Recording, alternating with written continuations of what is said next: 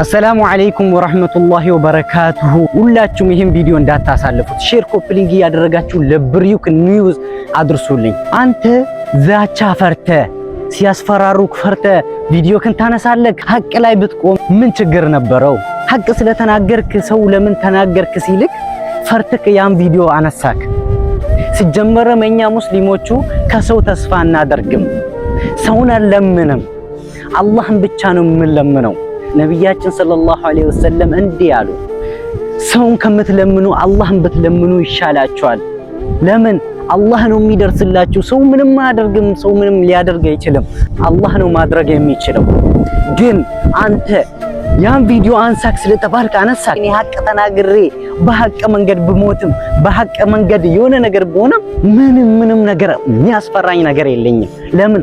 በሀቅ መንገድ ላይ ነው የሞትኩት፣ በሀቅ መንገድ ላይ ነው የቆምኩት። ሲጀመረም የሆነ ነገር ታረግልናለህ ሳይሆን ሰው ምንም ሊያደርግልን አይችልም።